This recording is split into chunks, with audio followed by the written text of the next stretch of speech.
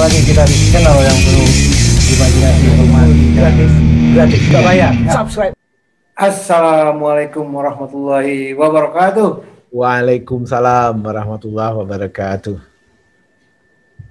Ketemu lagi kita Bang Kica dan teman-teman Sobat Kicau Jelata dimanapun berada, semoga selalu dalam keadaan sehat selalu. Amin.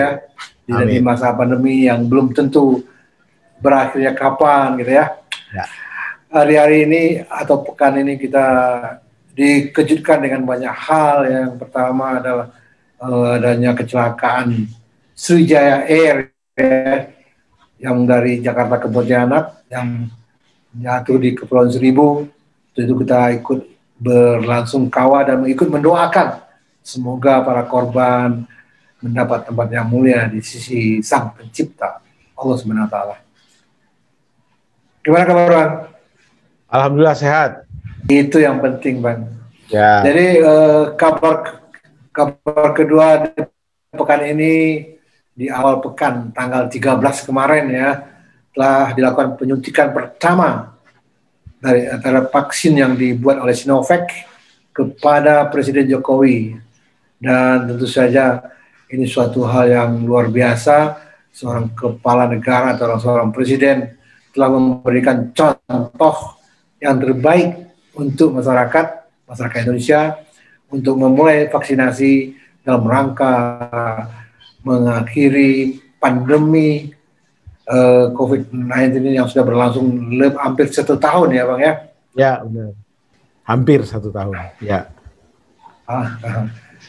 Nah gimana nih pandangan Bang Kica ini terhadap hal yang mungkin yang pertama tadi kita udah maklum lah itu suatu hal yang di luar perkiraan ya, pesawat jatuh atau dan sebagainya ya.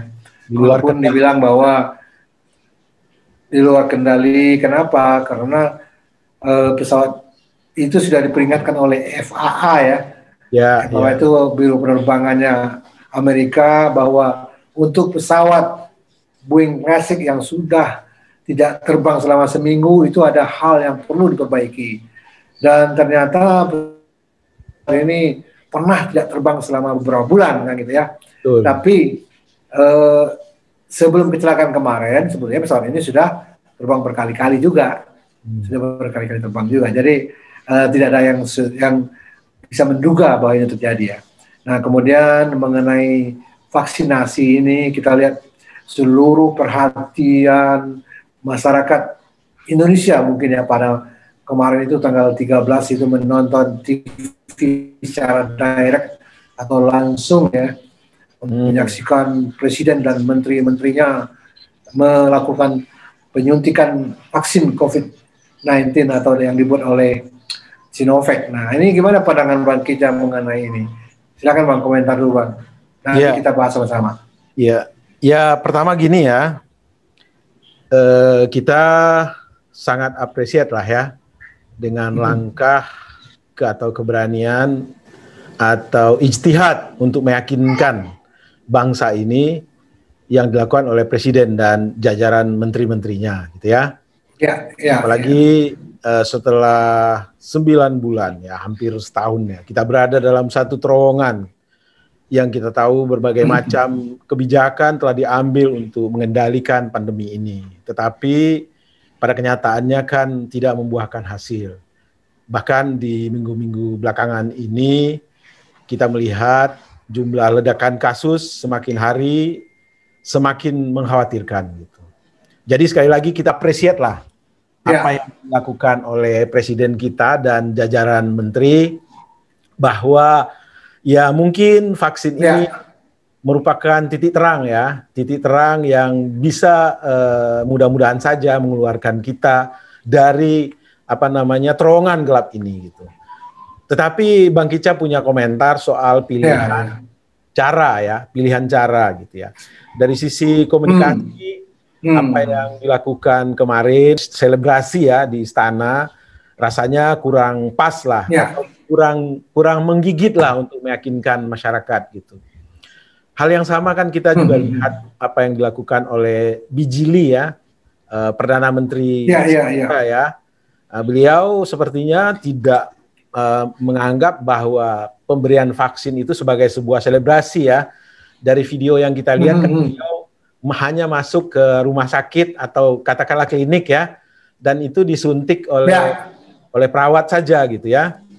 Jadi sebenarnya alangkah manisnya ya jika komunikasi yang diambil oleh presiden kita, misalnya nih beliau datang ke rumah sakit atau ke puskesmas gitu ya, atau misalnya menteri-menteri disebar di pusat-pusat klinik lainnya dan disuntik vaksin oleh para perawat atau dokter gitu ya.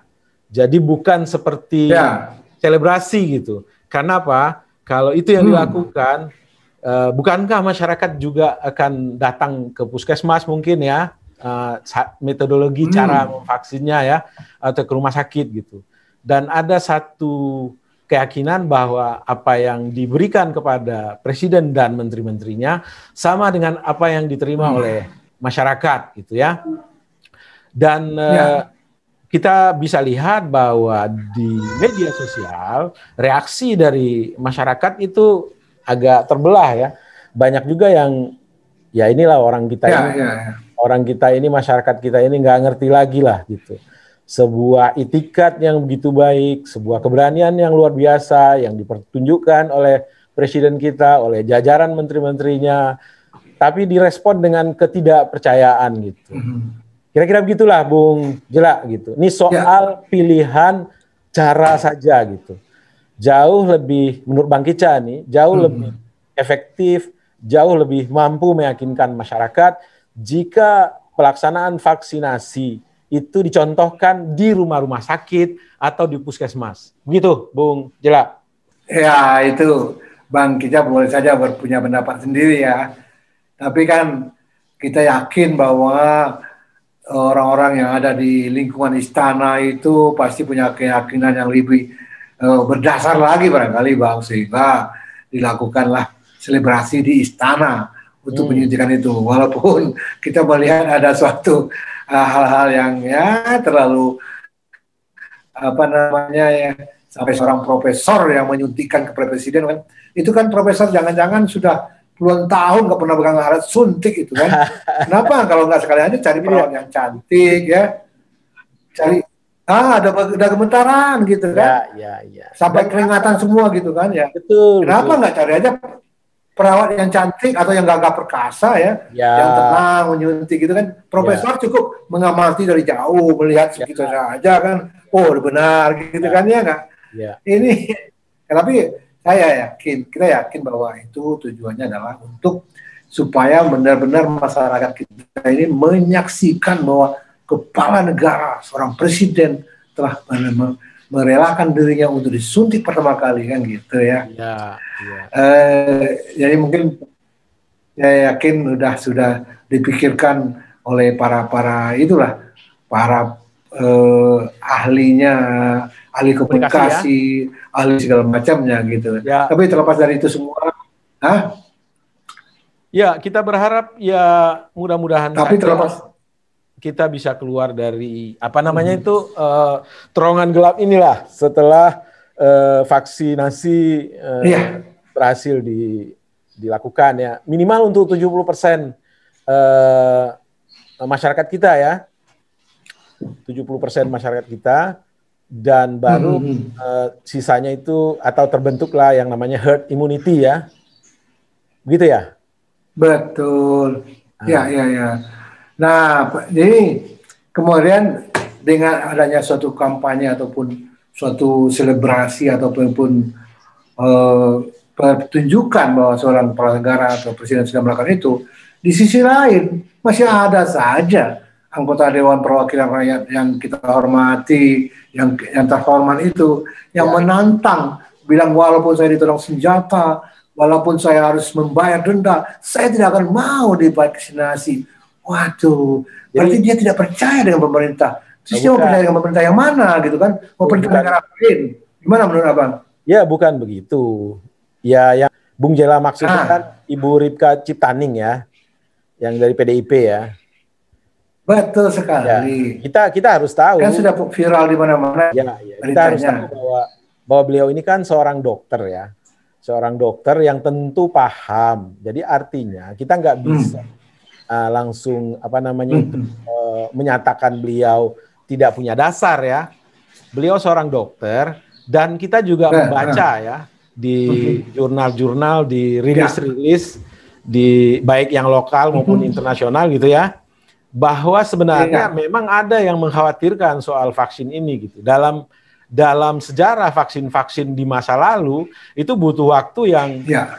yang nggak cepat instan begini gitu. Butuh waktu Hmm. 2, 3, 4 tahun gitu ya. Jadi wajar kalau Ya. ada orang yang mengkhawatirkan kok corona masih belum setahun lalu ada vaksin yang instan begini gitu ya. Jadi kita harus melihat dari dua sisi lah gitu. Ya. Dan itu wajar-wajar saja karena ini taruhannya kan adalah diri kita personal pribadi ya. Ya kan? Jadi artinya kalau ada orang yang katakanlah masih meragukan, apalagi orang tersebut ada background apa namanya itu katakanlah dia dokter gitu kan, atau Ya. ya Ya. orang yang punya ilmu lah tentang virus, tentang kesehatan segala macam ya harus kita hargai juga gitu loh. Oh, kita sih menghargai, Ya, tapi kalau begitu ya janganlah mempengaruhi publik kan gitu ya, karena dia sebagai seorang wakil rakyat kan begitu ya Bang ya. ya. Kemudian kan kita melihat sendiri di seluruh negara, di luar negeri, dimanapun di negara maju maupun negara tetangga kita, Malaysia, Singapura, bahkan Australia, itu dilakukan vaksinasi itu.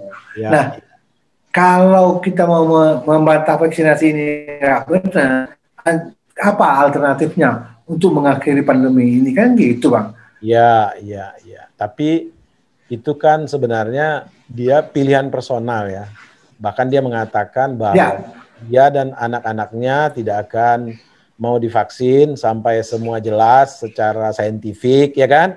Dan dia bersedia untuk membayar denda 5 juta. Iya. Kalau perlu jual mobil katanya kan.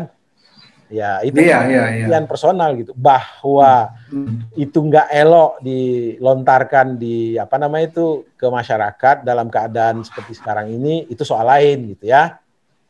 Akan lucu juga gitu. Beliau ini kan tapi ada ya beliau kan dari partai yang sama dengan partainya Pak Presiden gitu kan. Meskinya ya nggak dipertontonkan ini gitu. Gimana? Ya. Tapi ada lagi yang satu lagi dokter Tifa, ada dokter Tifa yang namanya kalau nggak salah. Dokter Tifa ini terlalu percaya diri bahwa dia tidak akan mau divaksinasi sebelum vaksin merah putih jadi. Wah ini boleh juga nih. Mungkin kita harus bersabar dulu kan gitu. Tapi gimana mau bersabar lagi? Kita sudah melakukan PSBB, kemudian PSBB ya, kemudian sekarang PPKM yang apapun namanya. Sementara masyarakat sudah cuek. Artinya sekarang ini udah nggak tahan lagi mungkin dikungkung atau bagaimana. Sekarang ini aja.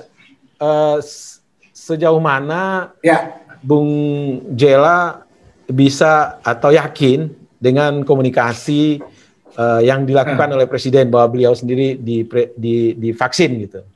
Sejauh mana itu bisa meyakinkan Bung Jela? Bagi saya pribadi, karena Presiden sudah memberikan contoh ya untuk siap divaksin dan dilakukan, ya mau nggak mau, ya rakyat Indonesia ini harusnya ikut apa yang disampaikan oleh pemerintah kita. Sementara pemerintah yang lain pun melakukan hal yang sama. Masa kita tidak percaya dengan pemerintah kita? Kalau nggak percaya dengan pemerintah kita mau percaya sama siapa lagi? Ya, yang menarik itu opsi yang dilontarkan oleh Peter F. Gonta ya. Ini soal polemik ya, divaksin apa tidak gitu ya kan. Beliau menyatakan begini kira-kira lebih kurang. Bagi mereka yang divaksin diberikan semacam ID card. Dan jika mereka berangkat ke mana gitu kan, tidak perlu lagi ada semacam rapid test. Tidak perlu lagi ada semacam swab ya. Dan jika mereka sakit, itu ditanggung oleh BPJS. Lalu bagi mereka yang tidak divaksin, maka setiap bepergian mereka harus di rapid, mereka harus di swab atau apalah gitu ya. Dan jika mereka sakit, dan jika mereka sakit COVID maksudnya ya, itu tanggung sendiri gitu. Nah itu suatu tawaran yang fairness lah ya. Anak Bang Kica kan ada yang dokter ya, dia divaksin itu tanggal 23 jadwal dia ya. Jadi ini tenaga medis nih, udah dijadwal itu. Jadi anaknya Bang Kica kebagian 23 Januari di rumah sakit UI. Jadi memang yang priority utama nih kalangan tenaga medis dulu gitu. Nakes ya, tenaga kesehatan. Ya. Jadi kita berharap ya, mudah-mudahan memang vaksin ini merupakan solusi pendek yang bisa mengeluarkan kita dari terowongan gelap ini ya. Mudah-mudahan saja gitu ya. Tentu saja. Meskipun prosesnya untuk 70% dari rakyat Indonesia butuh atau take time yang panjang sebenarnya itu, ya kan? Bisa setahun mungkin ya. Sobat Kicau Jelata, mungkin itu bincang-bincang kita hari ini tentang vaksin ya, Bang Kica ya.